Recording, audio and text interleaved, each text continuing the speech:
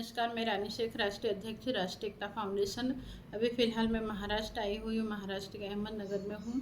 ये वीडियो मैं सभी प्रदेश मतलब चिट फंड कंपनी से पीड़ित सभी लोगों के लिए बना रही हूँ। देखिए, कुछ समय पहले मतलब करीब साल भर से मैं इस चीज़ को सभी लोगों को जानकारी देना चाह रही हूँ कि बर्ड्स एक्ट में आप लोग एजेंट कार्रवाई ना करें, परेशानी बढ़ जाएगी। देखिए, ये जो चिट फंड का मैटर है, ये एक वाकई में मकड़ जाल उलझा हुआ मैटर है। इसको समझने के लिए पहले मतलब इसको तोड़ने के लिए समझना बहुत ज़रूरी है। तो आपका जो मतलब लीगल कहते हैं ना कि जो सही रास्ता है वही बहुत लंबा है, और यदि हम भटक भटक के उसी रास्ते को इधर उधर करके हम अपनी समस्याओं को बढ़ा लेंगे। मैं राष्ट्रीय एकता फाउंडेशन के राष्ट्रीय अध्यक्ष हूँ। कई कंपनी के लोग हमसे जुड़े हुए हैं और मैं भी लगातार 5 सालों से संघर्ष कर रही हूँ। पर मुझे पता था कि ये संघर्ष आसान भी नहीं है, बहुत कठिन है, वो भी सही रास्ते पे चलकर भी। और मुझे मंजिल तक जाना है, इसलिए मैंने ना तो ज़्यादा खुद पैनिक होती हूँ, ना लोगों को पैनिक होने देती हूँ। खुद जागरूक होती हूँ, लोगों को भी जागरूक ही करती हूँ, इसीलिए डटी हुई हूँ। और जो लोग आते हैं पानी के बुलबुले की तरह, वो बहुत जल्दी मार्केट में पॉपुलर भी हो जाते हैं, फिर बाद में कहाँ गायब होते हैं कुछ भी पता नहीं रहता है। बर्ड्स एक्ट को लेके मैं अभी इस पूरे राष्ट्रीय लेवल पे हो रहा है, और उसमें लोगों को ऐसा लग रहा है कि हमारा पैसा 180 कार्य दिवस में मिल ही जाएगा। इस एक्ट को मैंने भी पूरा पढ़ा, पढ़ने के बाद में मैंने इस चीज़ पे डिस्कस किया और ये निर्णय लिया था कि इस एक्ट को इस यथावत हम लागू नहीं होने देंगे, और ना ही हमारे एजेंटों को इसमें कार्रवाई करने देंगे।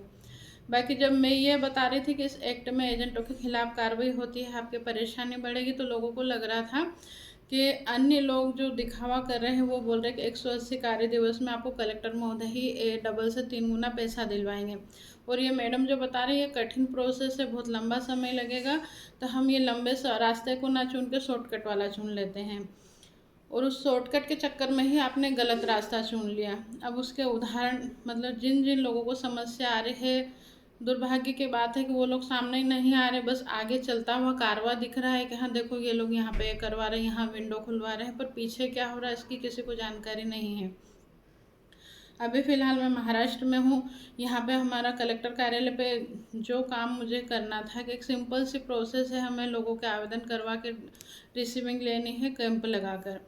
बाकी 4 महीने से यहाँ पे विंडो ओपन था। ओपन होने के बाद में जो कलेक्टर साहब पे प्रेशर आया, उस प्रेशर से इतने चिढ़ चुके हैं कि वो विंडो तो बंद हो चुकी है, और अभी हमारी कल ही मुलाकात हुई, उससे पहले भी मुलाकात हुई थी, और 3 दिन से लगातार मैं कलेक्टर कार्यालय के चक्कर काट रही हूँ। ऐसा नहीं कि मेरी बात नहीं मानी जा रही, मैं अपनी बात मनवा कर ही जाऊँगी। मेरे लोग जो मुझसे जुड़े हैं उनके लिए मैं यहाँ पे आई हूँ, और भले मुझे 10 दिन लगे तब भी मैं उनका काम करके ही जाऊँगी। पर कलेक्टर कार्यालय पे उप कलेक्टर महोदय के, पहले कलेक्टर साहब से बात हुई थी, कल उप कलेक्टर महोदय से बात हुई है, और उन्होंने स्पष्ट कहा है कि ये जो एजेंट और संगठन ये जो इस तरह से बर्ड्स एक्ट के लिए कर रहे हैं, लोगों को इतने पीड़ित कर रहे हैं, इनके खिलाफ मैं सबसे पहले कार्रवाई करूँगा। अब सोचने की बात है, एक तरफ से देखा जाए तो मैंने जो बोला था वही चीज़ें हो रही हैं, तो मुझे खुश होना चाहिए, पर मैं एक सोशल वर्कर हूँ। मैंने एक इस मिशन को, एक दर्द को समझते हुए मैदान में उतरी थी। तो आज अगर वो जिन पर कार्रवाई करने के लिए बोल रहे हैं वो एजेंट ही तो हैं, कहीं ना कहीं किसी भी कंपनी के एजेंट होंगे, पर वो पीड़ित होंगे, क्योंकि उनमें से 100% लोग गलत नहीं हैं, कुछ मतलब गलत हैं जिन्होंने ये लोगों को गुमराह किया है, और गुमराह करने पर शॉर्टकट के चक्कर में उन्होंने इतनी चीज़ें करवा दी कि कलेक्टर साहब बहुत ज़्यादा नाराज़ हैं, और वो इस चीज़ों की समस्या अब आएगी। उसका मैं महाराष्ट्र में हूँ, यूपी से मेरे पास फ़ोन आ रहे हैं कि हम लोगों ने 7 लाख रुपए बांटे, 5 लाख रुपए बांटे, हम एजेंटों ने। कई जगह पे एजेंटों पे कार्रवाइयाँ हो रही हैं।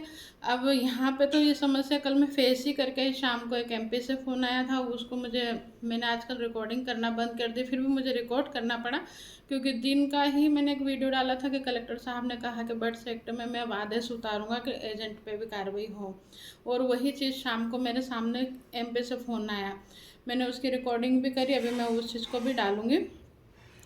तो अब ये जो समस्या आई है, और मैं बहुत पहले करीब साल भर पहले से ही बोल चुकी कि ये जो चीज़ें कर रहे हो इस चीज़ में फिर एकदम समस्या बूम करके बढ़ेगी, और इसको बढ़ने के बाद में वो जो लोग हैं वो ये कहेंगे कि हाँ सरकार बदल देते, मतलब उनका काम तो हो गया ना, अभी भी बेवकूफ़ बना लिया, फिर बाद में सरकार बदलने के लिए खुद कहीं राजनीति में अपना स्थान बनाएंगे, वो अपना काम हमेशा करते रहेंगे, पर पीड़ित और पीड़ित और पीड़ित और बहुत सारे लोगों, आत्महत्या करने वालों की संख्या बढ़ जाएगी।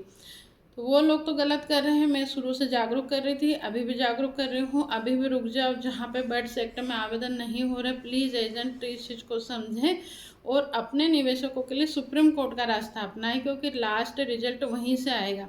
आप अस्थायी की तरफ मत जाओ कि आज यहाँ पे आवेदन दिलाए, फिर लोगों को बोलेंगे कि वहाँ कार्रवाई चल रही, कुछ समय और टालेंगे, फिर आप बोलेंगे यहाँ करो, फिर कुछ टाइम टालोगे, फिर बोलेंगे सरकार बदलो, फिर कुछ टाइम टालो।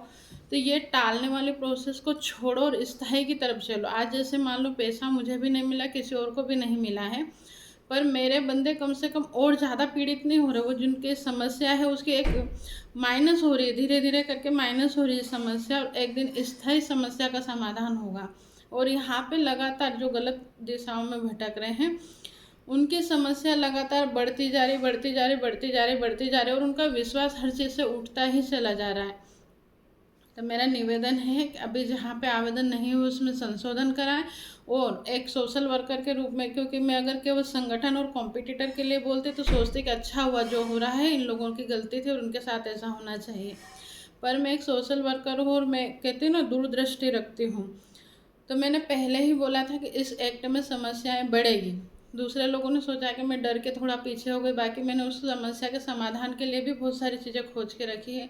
तो जहाँ जहाँ पर भी अब एफआईआर बढ़ेगी, निश्चित रूप से बढ़ेगी, जहाँ पर भी अभी आप लोगों ने काउंटर खुलवाए ना, वहाँ एफआईआरों की संख्या बढ़ेगी और एजेंटों के खिलाफ एफआईआर होंगी।